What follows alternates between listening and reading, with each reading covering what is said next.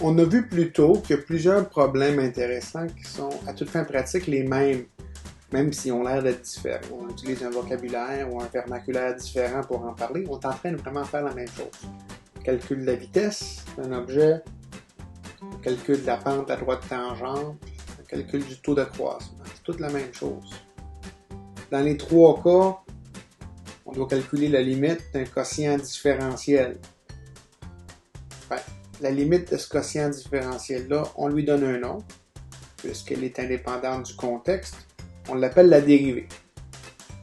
Quand je parle de la dérivée d'une fonction par rapport à une variable à un endroit particulier, je suis en train de calculer soit la pente de la droite tangente à la fonction à ce point-là, ou la vitesse d'un objet qui se déplace selon la fonction f au temps a, ou encore le taux d'accroissement.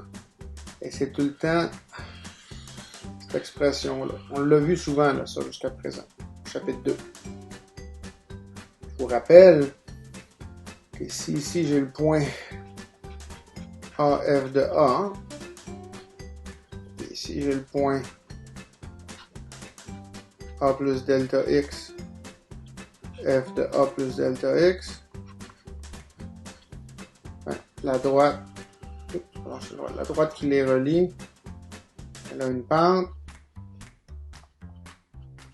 La pente est donnée par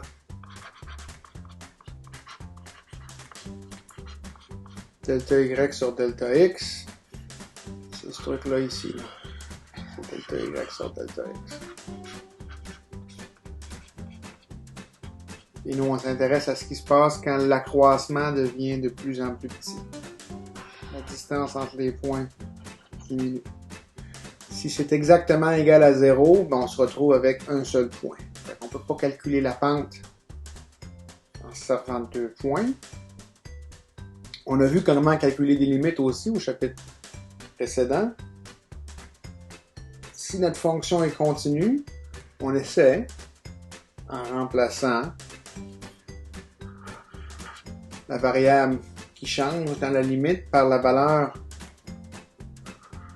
à laquelle elle se rapproche. Un des trucs qu'on pourrait essayer de faire, c'est de dire tout simplement, je vais prendre le delta x puis je vais le remplacer par 0.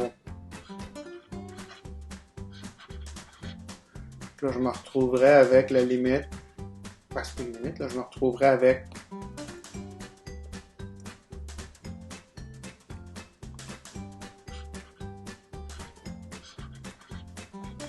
f de a plus 0 moins f de a sur 0, ce qui me donne 0 sur 0. Et là, on sait qu'on ne peut pas s'arrêter là. Il faut faire quelque chose d'autre. C'est une forme indéterminée.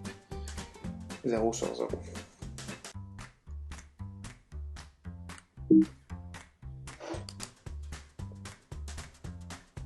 Qu'est-ce qu'on peut faire? Par exemple, si je vous demande de calculer la dérivée de la fonction en x est égal à moins 3, fait que voici mon x, voici mon a.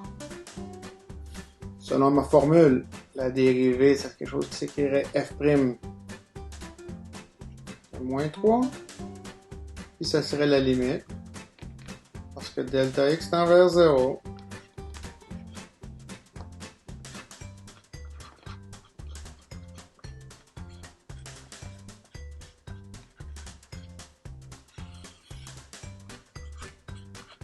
Ça, c'est ce qu'on appelle utiliser la définition de la dérivée pour calculer la dérivée.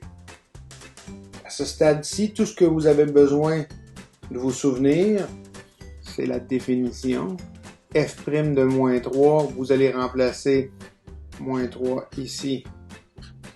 Et là, le restant demeure toujours la même chose. F, delta x, les limites lorsque delta x tend vers 0. Fait que je vais vous demander de prendre une petite pause puis d'essayer de compléter le calcul de la limite directement. Quand vous serez prêt, partirez la vidéo. La première chose que vous devriez essayer, c'est de remplacer delta x par 0. Si vous faites ça, vous allez obtenir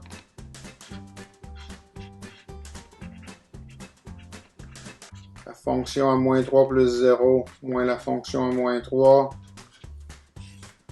sur 0. Qu'est-ce que c'est? Ben, j'ai f de moins 3 moins f de moins 3 qui est égal à 0 sur 0 et 0 sur 0. Marche pas. Il faut faire quelque chose d'autre. Là, je prends la peine de le répéter.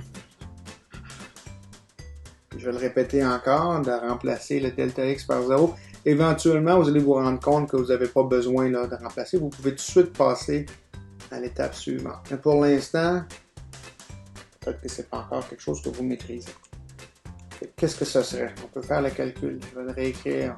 Je cherche la dérivée de moins 3, c'est-à-dire que je cherche la limite.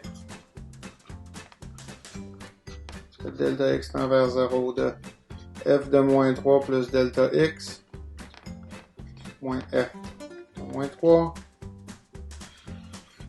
divisé par delta x. Qu'est-ce que la fonction f fait? F de n'importe quoi, ça prend le n'importe quoi, ça l'élève à la deuxième puissance. Fait que f de moins 3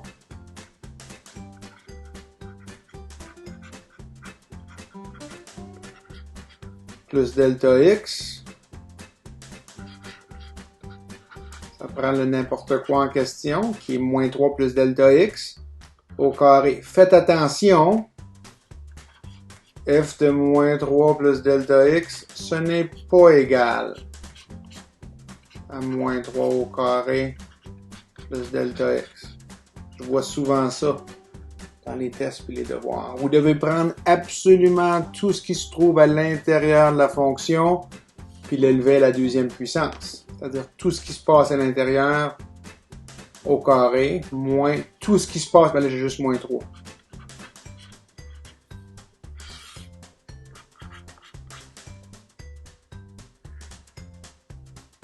A priori, ici, vous devriez quand même vérifier qu'est-ce qui se passe si delta x est égal à 0. Est-ce que je suis capable de calculer la limite? Mais si delta x est 0, vous vous retrouvez avec moins 3 au carré moins moins 3 au carré qui est 0 numérateur. Divisé par 0, c'est encore une forme indéterminée. Fait qu'il est trop tôt pour essayer de calculer la limite de cette façon-là. À la place, essayez de simplifier l'expression du quotient différentiel. Vous faites ça dans ce cas-ci parce que c'est un polynôme en faisant l'expansion. Fait que moins 3 plus delta x au carré, ça va être 9. Moins 6 delta x plus delta x au carré. Faites attention, delta x, c'est un truc ensemble. C'est deux lettres pour exprimer une quantité. C'est pas un delta et un x. Hein? Moins 3 au carré, c'est 9. On l'a vu quand on calculait les limites de quotient de forme des quotients différentiels qui donnaient une forme indéterminée. Quand j'avais un polynôme, les termes constants, c'est-à-dire les termes qui ne contiennent pas de la variable qui change ici, vont finir par s'annuler. 9 moins 9, ça disparaît. Je me retrouve avec la limite, parce que delta x tend vers 0, de, j'ai moins 6 delta x, plus delta x au carré sur delta x. Là, vous allez peut-être vous dire, mais écoute, on vient de faire une simplification, là, je me suis débarrassé du 9 et du 9. Peut-être que je peux recalculer la limite en remplaçant delta x par 0. Qu'est-ce qui arrive si je remplace delta x par 0 ici? Je me retrouve avec moins 6, 0, 0 au carré, 0 sur 0, 0, c'est encore 0 sur 0. Ça veut dire qu'il était trop tôt pour remplacer delta x par 0.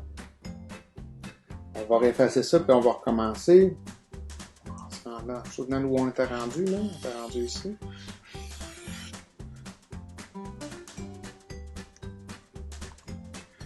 Avec la dérivée à moins 3. C'est la limite lorsque delta x tend vers 0. C'est moins 6. Delta x plus delta x au carré divisé par delta x. Là, on simplifie. Ben, on a vu 4 méthodes différentes. La méthode qui va fonctionner ici, c'est la méthode de la factorisation. Il y a un terme commun delta x. Delta x se retrouve moins 6 fois le premier terme du numérateur, puis ben, delta x fois le deuxième terme du numérateur, divisé par delta x au dénominateur. Qu'est-ce que c'est la limite? Ben, avant même de calculer la limite, on se rend compte delta x, ça s'annule. Et ça, c'est la simplification qu'il fallait faire pour pouvoir ensuite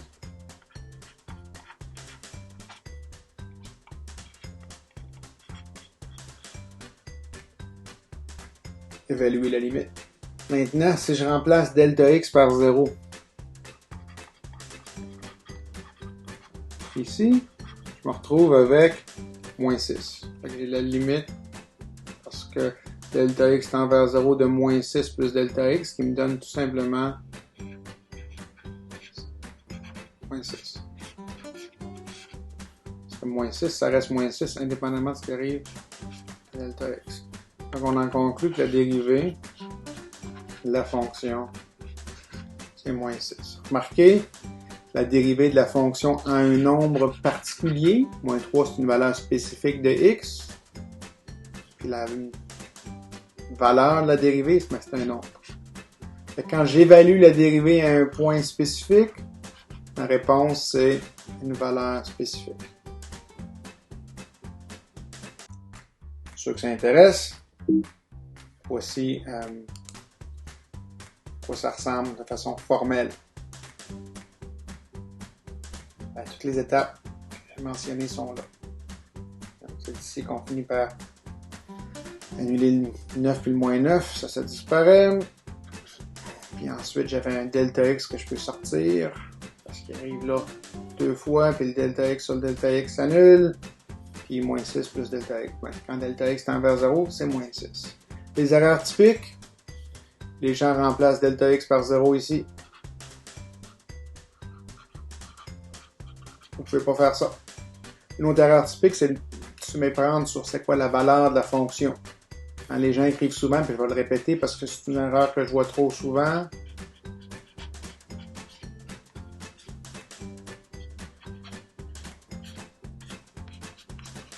C'est pas ça. La fonction à moins 3 plus delta x, c'est tout. Le carré s'applique à tout ce qu'il y a à l'intérieur, pas seulement au moins 3.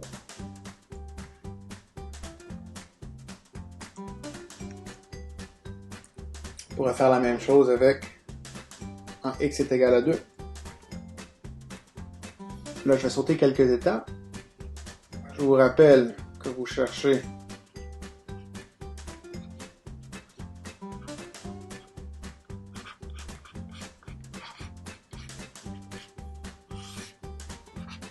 calculer ça. C'est ça votre dérivée de la fonction lorsque x est égal à 2. Avec le 2 qui est ici, se retrouve ici et là. Delta x, delta x, delta x. Ça ne change pas. C'est la définition de la dérivée. Prenez une pause, essayez de faire le travail. Quand vous serez prêt, on pourra repartir la vidéo. Fait que notre dérivée, c'est cette limite-là. Écoutez, la limite, on peut l'évaluer une fois qu'on a fait la substitution de la fonction pour sa règle ici. Fait que la fonction f, ça prend n'importe quoi que vous lui donnez, puis ça l'élève à la deuxième puissance. Fait que ça prend 2 plus 2x, ça ressort 2 plus 2x au carré. Ça prend 2, ça ressort 2 au carré. Ici, vous essayez de remplacer delta x par 0, ça va vous faire 2 plus 0 qui est 2 au carré, 4 moins 2 au carré, 4, 4 moins 4, 0, 0 sur 0, 0 sur 0, ça marche pas, ça on peut pas faire ça. Fait que vous ne pouvez pas remplacer delta x par 0, il est trop tôt. On sert la méthode de factorisation pour se débarrasser de la forme indéterminée pour le quotient différentiel. vous faites l'expansion de 2 plus delta x, ça fait 2 au carré plus 2 fois 2 delta x plus delta x au carré moins 2 au carré. Là, je dois vous dire, je vois souvent les gens écrire ça, puis ils ont décidé que c'était plus important d'écrire la limite. Ouais, écoutez, la limite est là. La limite, c'est comme la parenthèse gauche de tout ce truc-là. Si vous vous débarrassez de la limite, vous ne pouvez plus écrire égal. Ça ne dérange pas vraiment si au bout du compte, vous avez la bonne valeur. Nous, ce qui nous intéresse, là, c'est s'assurer que vous compreniez le principe et que vous puissiez présenter vos arguments de façon claire et précise. D'oublier la limite ici, c'est indicatif qu'il y a quelque chose que vous avez peut-être pas compris. Vous n'êtes pas obligé d'écrire la limite en partant. Vous pouvez juste dire je travaille avec le quotient différentiel. Dans ce cas-là, il n'y aurait pas de limite. Il n'y aurait pas de limite, il n'y aurait pas de limite. Puis au bout du compte, vous me dites, une fois que j'ai mon quotient différentiel, je calcule sa limite puis j'obtiens la dérivée. C'est possible. Mais vu qu'on a commencé en écrivant la limite ici, il faut que la limite soit trimballée jusqu'à la fin. C'est important qu'elle soit là aussi.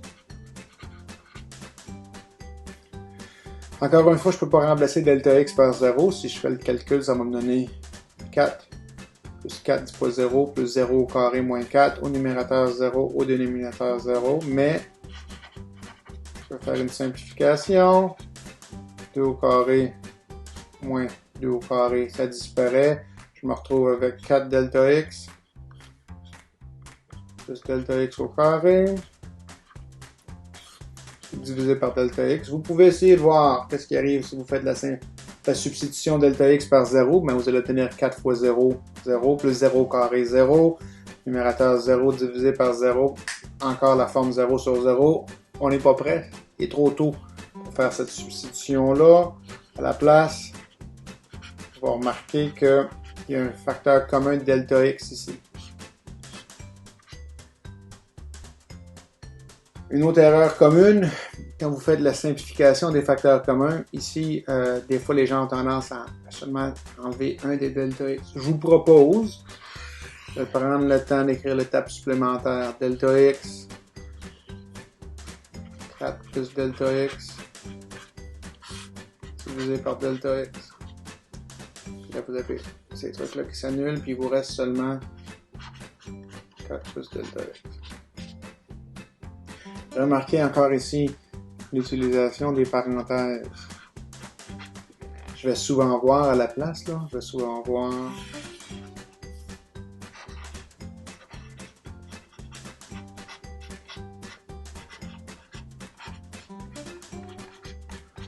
ça, c'est pas la même chose que ça.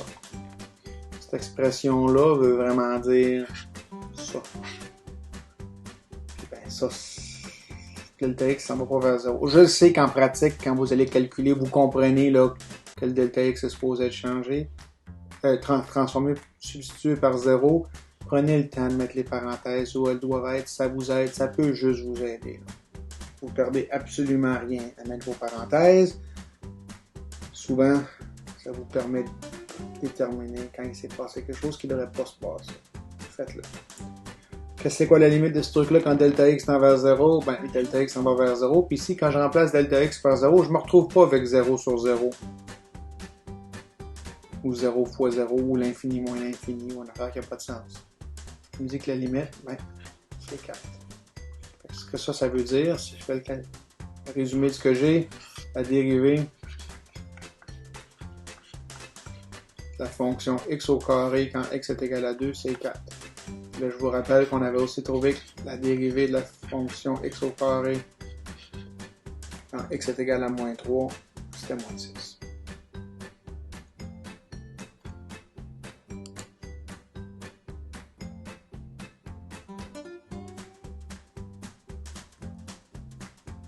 Voilà, vous avez peut-être remarqué que l'approche était identique. La seule différence, c'est le moins 3. Le moins 3 n'est pas pareil.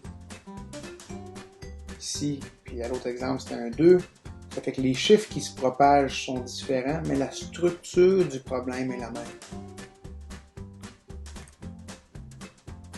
Les chiffres qui se propagent spécifiquement sont différents, donc surtout avec la même structure, on fait les mêmes simplifications, les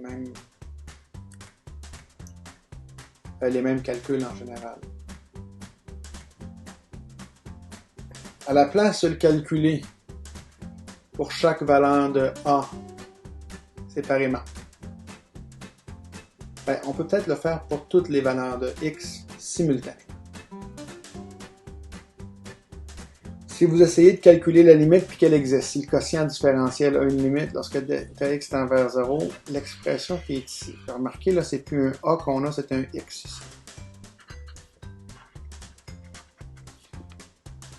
Le X, c'est la même variable que le nombre variable ici. Je vais faire une autre remarque, X, c'est pas la même chose que delta X. Delta X, ça vous indique juste que vous êtes en train de faire un changement dans la variable X. Il y a une différence entre la dérivée de la fonction à un point particulier, f' de A, et la dérivée de la fonction en X. Quand vous faites le calcul pour un point particulier, vous avez un nombre, f' de A. La vitesse de l'objet au temps A, ou la pente de la droite tangente lorsque X est égal à A, un endroit particulier. Si vous calculez simultanément pour tous les X, ce que vous obtenez, c'est une fonction. C'est une boîte.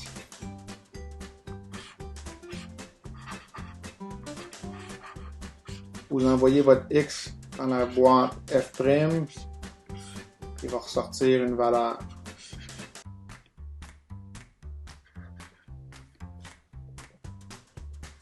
La valeur qui sort, c'est ce que vous obtenez quand vous faites ce calcul-là pour la valeur de X spécifique qui vous intéresse. Si vous voulez retrouver la dérivée à un point particulier, vous remplacez le X par la valeur particulière dans la boîte. Ça vous permet de calculer plein de trucs en même temps.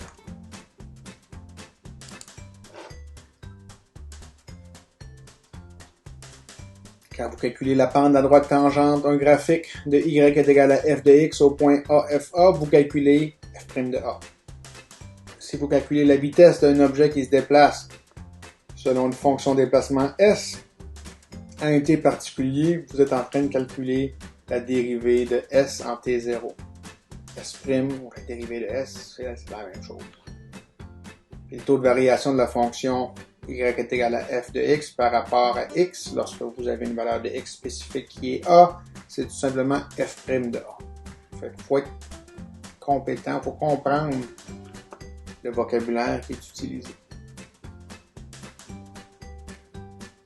Mais là, on va calculer la dérivée de la fonction x au carré par rapport à x. Vous devriez comprendre ici que le résultat ça va être un f' de x qui est une fonction, pas un nombre. Ça tombe bien. Où est-ce qu'on irait chercher la valeur de A? Il n'y a pas de valeur de A dans le problème. Comment qu'on s'y prend? Je vous laisse 2 secondes pour penser à ce qu'on vous demande de calculer ici. Puis quand vous serez prêt, vous pourrez repartir la vidéo. La dérivée, dans ce contexte-là, c'est la fonction dérivée. C'est la limite lorsque delta x tend vers 0. F de x plus delta x, point f de x sur delta x. Notre fonction f, c'est une boîte spéciale. Vous lui donnez un x, ça vous ressort x au carré. Fait que vous lui donnez x plus delta x,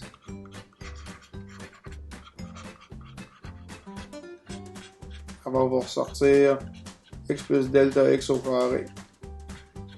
Vous lui donnez x, ça ressort x au carré. Là, ce morceau-là n'est jamais bien compliqué, c'est tout simplement la règle qu'on a au départ, et on divise ça par delta x. OK. Fait que là, tout ce qu'on a fait, c'est servi la règle qui définit cette fonction particulière-là. Théorie, on peut essayer de remplacer delta x par 0. Vous allez vous retrouver avec x plus 0 qui est x au carré moins x au carré, ça fait 0 au numérateur divisé par 0. Ah, ça nous donne 0 sur 0. On ne peut pas s'arrêter là, il faut faire quelque chose d'autre. On se sert de la règle de la factorisation. On va commencer par faire l'expansion. X plus delta x au carré, ça vous fait x au carré plus 2x delta x plus delta x au carré. Si vous n'êtes pas certain comment vous y prendre ici, prenez le temps de faire le calcul au long. Hein? X plus delta x au carré, là, c'est égal à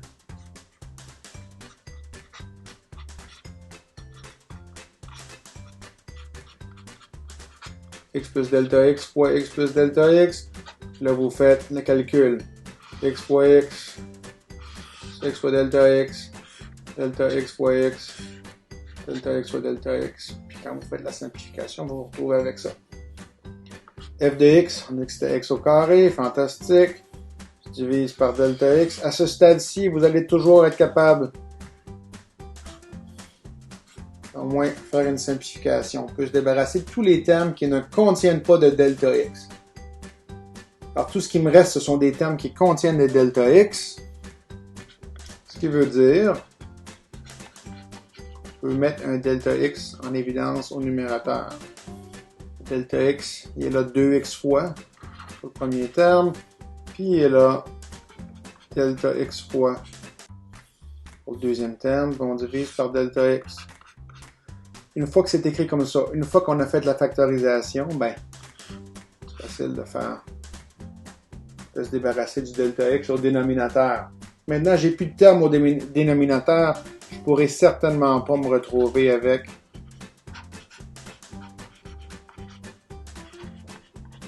une forme indéterminée 0 sur 0, je divise par rien. Ici, j'essaie de remplacer delta x par 0. 2x, ça ne dérange pas ce qui arrive à delta x. Même si ça c'est un x, puis il y a un x dans delta x, là, je vous rappelle, c'est une quantité qui est exprimée à l'aide de 2 caractères, 2 lettres, mais c'est pas la même chose que x. Deux choses complètement différentes. Fait que 2x n'est pas affecté par ce qui arrive à delta x. Delta x, ben, quand delta x s'en va à 0, si ce morceau-là s'en va vers 0, vous vous retrouvez avec 2x. Fait que ce qu'on a trouvé, c'est que la dérivée de la fonction, c'est 2x. Puis c'est compatible avec ce qu'on avait aux exemples précédents. On avait calculé que la dérivée à moins 3, c'était moins 6. Mais regardez, si je remplace x par moins 3 dans la formule que j'ai pour la dérivée, ça va me faire 2 fois moins 3, moins 6. Si je remplace par 2, je me retrouve avec 2 fois 2 qui est 4. Fait que si f de x, c'est la fonction x au carré, la dérivée c'est 2x. Je peux calculer les dérivées, tous les points, en me servant de la fonction.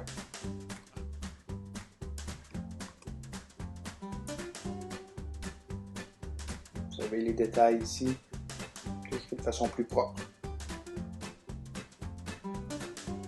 Bon, on va en faire un autre. On va trouver le taux de variation de la fonction g de x qui est 2 sur racine de x par rapport à x, supposant que x est supérieur à 0. Vous allez voir pourquoi on doit faire cette restriction-là plus tard. Première étape, est-ce qu'on se souvient de la formule à utiliser? Calculer le taux de variation à ce stade-là, il faut comprendre que ça veut dire vous devez calculer la dérivée g'.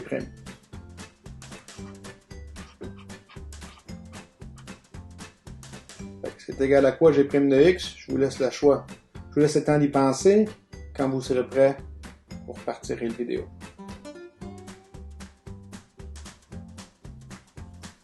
On se sert de la définition de la dérivée. Ça va être la limite lorsque delta x tend vers 0. Là, peut-être que vous allez être tenter d'écrire f de x plus delta x, c'est ce qu'on a vu. Mais là, le nom de la fonction, c'est pas f ici, c'est g. On va faire le bon nom de la fonction.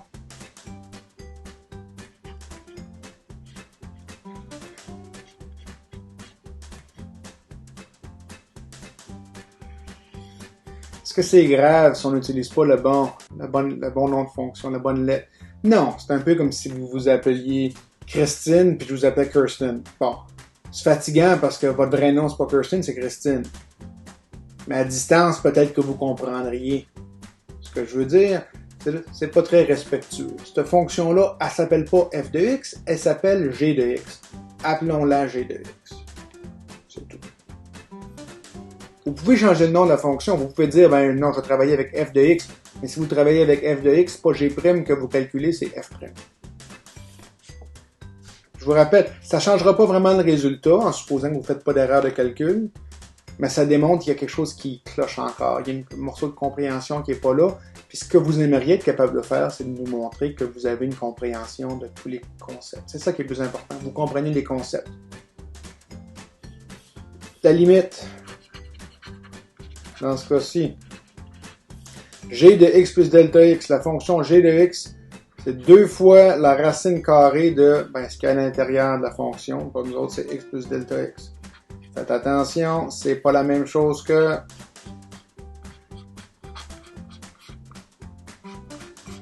2 fois racine de x plus delta x.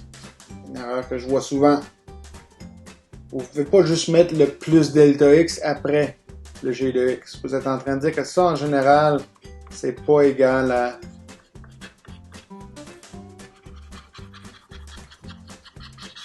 que g plus x de delta x, c'est pas égal à g de x plus delta x. Les parenthèses sont importantes. Moins g de x, g de x facile, c'est le truc qui est donné là.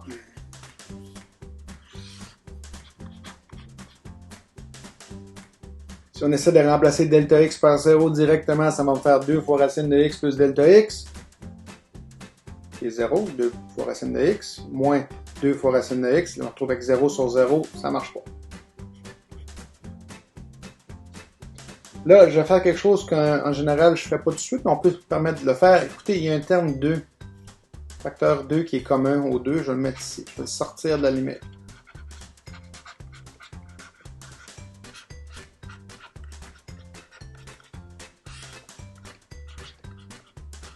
Tracer des constantes. Comment est-ce qu'on règle le problème ici? Par la rationalisation. On multiplie par 1 et on va faire un choix judicieux. On va multiplier par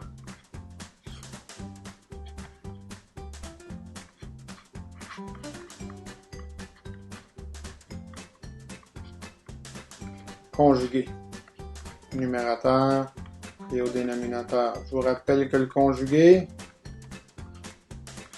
c'est la différence de racine, mais vous remplacez le moins par un plus, et au numérateur et au dénominateur. Vous êtes d'accord qu'on n'a rien changé, là, parce que ce terme-ci, ça prend la valeur de 1. 1 fois n'importe quoi, c'est le n'importe quoi. OK.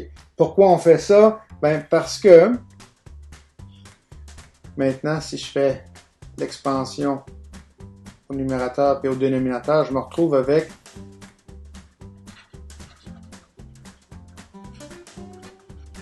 une différence de carré là, à laquelle je vais me retrouver.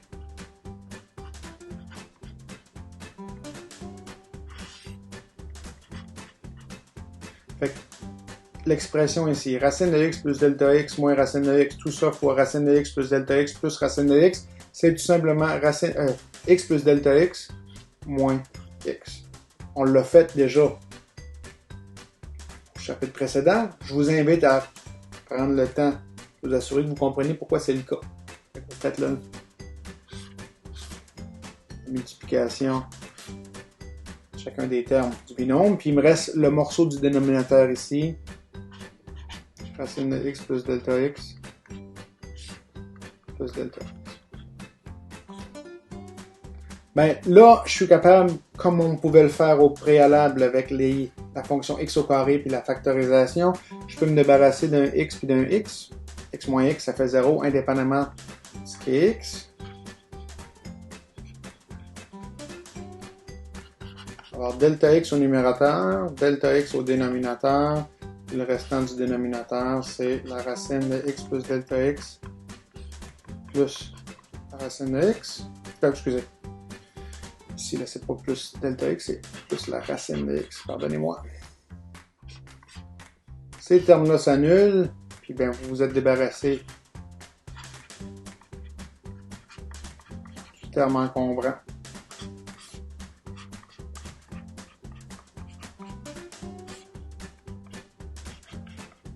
Maintenant, on peut remplacer delta x par 0. Ce morceau-là, ça devient 0. Puis j'ai plus 0 sur 0, j'ai 1 sur quelque chose. C'est clairement pas 0. J'ai 2 fois 1 sur racine de x plus racine de x, qui me donne 2 sur 2 racine de x. Les deux s'annulent. 1 sur racine de x. Puis vous voyez qu'il faut que x soit strictement plus grand que 0. Sans ça, vous êtes en train de diviser par 0 potentiellement. Puis x plus grand que 0, même plus grand ou égal à 0, parce que sans ça, la fonction n'est pas définie. Mais si x est négatif, ça n'a pas de sens. Fait que la dérivée de la fonction 2 fois racine de x, c'est 1 sur racine de x. C'est votre taux de variation, parce qu'un taux de variation, c'est la même chose que la dérivée.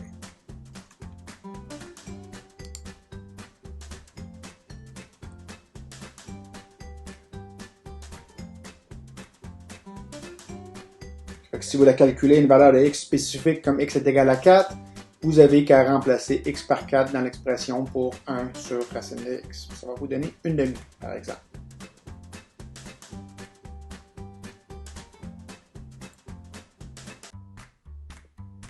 Je ne vous fais pas les exemples 3, 4, 5, mais vous allez vous rendre compte que dans tous les cas, on sert la même fonction x au carré, puis une fois qu'on a fait le calcul de la dérivée, je n'ai pas besoin de répéter mon calcul, il a déjà été fait. J'ai déjà vérifié que la dérivée de x au carré, c'est 2x. Alors, j'ai tout simplement besoin de remplacer x par les valeurs appropriées. Ça sauve énormément de temps.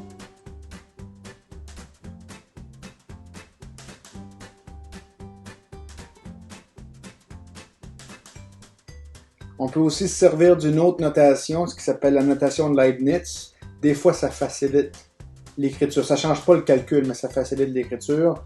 Plus tard, quand on va parler de dérivée implicite, ça va être utile. On écrit f' de a comme étant dy dx lorsque x est égal à a. Puis dy sur dx, cette notation-là est supposée vous rappeler la notation du quotient différentiel. Fait que la dérivée f' de x, ben, c'est dy sur dx sans spécification du point x qui nous intéresse. Des fois aussi, les gens vont écrire y'. Faites attention, ce symbole-là, ce n'est pas une fraction. Il est indivisible. C'est comme delta x, c'est pas un produit entre delta px. dy sur dx, c'est pas la fraction de dy divisé par dx. C'est un objet tout court. Fait que vous écririez par exemple que la dérivée de y est égale à x au carré par rapport à x, c'est dy sur dx qui est 2x.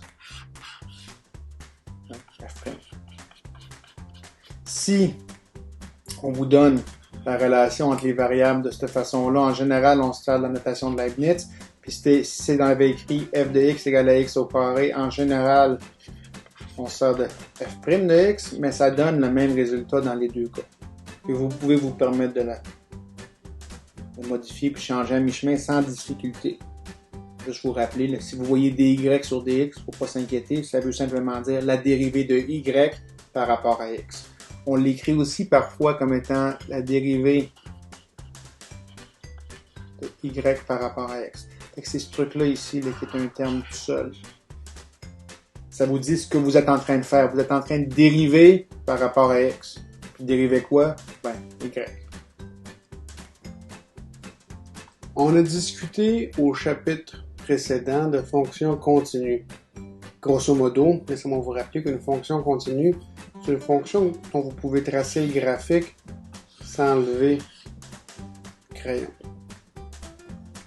Une question naturelle à se poser par rapport aux fonctions continues, c'est est-ce que toutes les fonctions continues sont dérivables ou différenciables? Ça veut dire la même chose. Est-ce qu'on peut toujours calculer la dérivée, d'une part? Une autre question naturelle à se poser par rapport aux fonctions continues, c'est si la fonction est dérivable, est-ce qu'elle est elle-même continue? Est-ce qu'on peut dire en général que la limite de f' de x, lorsque x varie en s'approchant de a, ça va être f' de a. C'est ça que ça veut dire d'être continu. Si je vous dis que la fonction f est continue, ce que je vous ai vraiment dit, c'est que f de a, c'est la limite lorsque x tend vers a, f de x. Ben, est-ce que c'est aussi vrai pour les dérivés? Et on va montrer que c'est pas le cas, en fait. Une fonction peut être continue sans pour autant avoir une dérivée qui est continue. L'exemple qu'on va utiliser pour montrer que ça peut être le cas, c'est la fonction qui va être la parabole avant 0 et la droite y est égale à x après 0. Fait que c'est une fonction qui est continue, elle pourrait être tracée sans lever le crayon. Le seul endroit où il y a potentiellement un problème, c'est à l'origine, hein, parce qu'avant l'origine, c'est x au carré. X au carré, c'est nécessairement continu. On a déjà calculé la dérivée de x au carré, c'était 2x. Après l'origine, la fonction c'est x. C'est une droite, c'est une fonction continue, dont on connaît aussi la dérivée, c'est 1. Fait que la dérivée de la fonction qui est définie ici, c'est soit 2x si x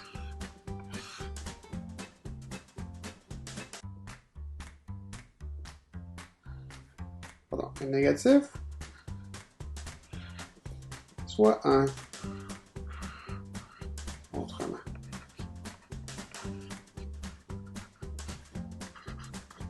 Et là, on voit un saut à l'origine. Ça, c'est représenté, ça représente le fait qu'il n'y a pas de droite tangente ici à l'origine. Laissez-moi le retracer. Il y a un genre de pic. Et en réalité, ici, on se retrouve avec une infinité de droites tangentes. Et donc, la dérivée n'existe pas parce qu'il n'y a pas de droite tangente unique. So, malgré le fait que la fonction initiale était continue et qu'elle est dérivable pratiquement partout, sauf à l'origine, ben, la dérivée, elle, ne l'est pas continue. Il y a un saut, il y a un trou. La limite à gauche, la limite à droite ne sont pas les mêmes. On se rapproche ici de 0, et ici on se rapproche de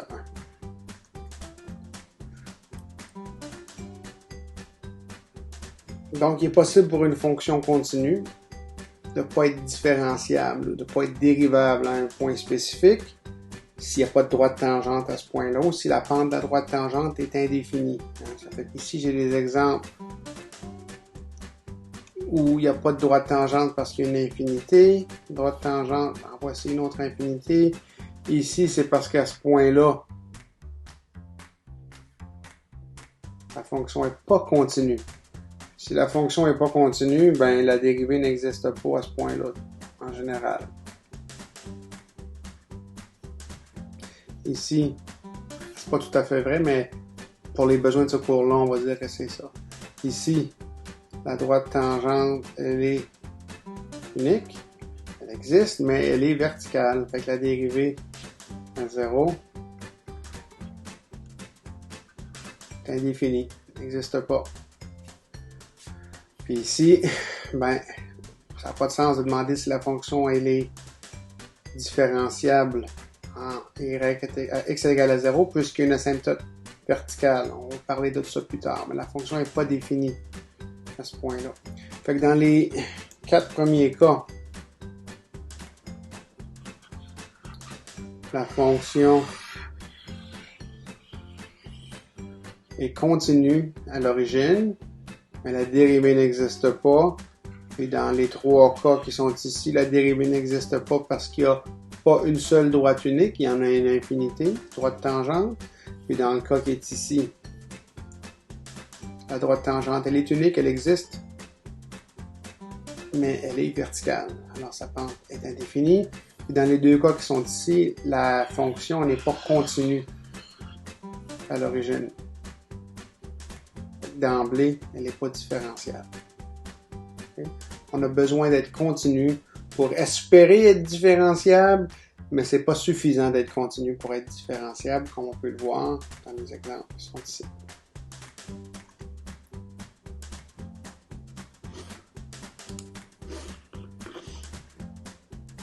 Et là, la définition qu'on vous a donnée.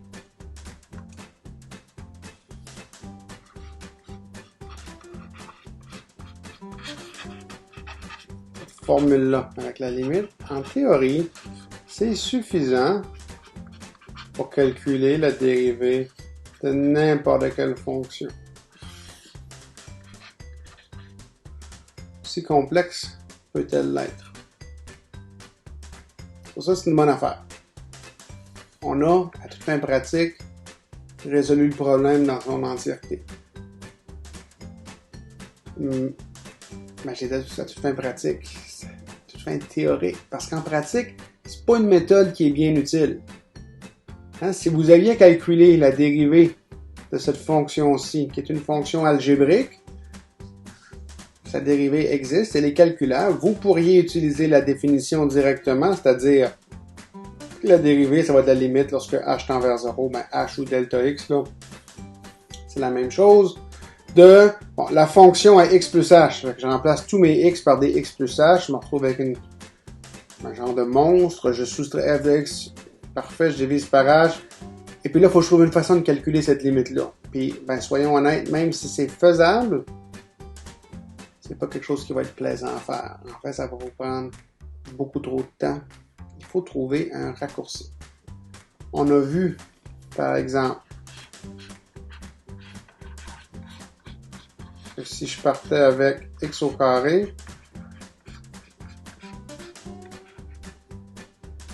la dérivée, selon la définition, c'était 2x. Je vais réécrire mon 2x d'une façon particulière.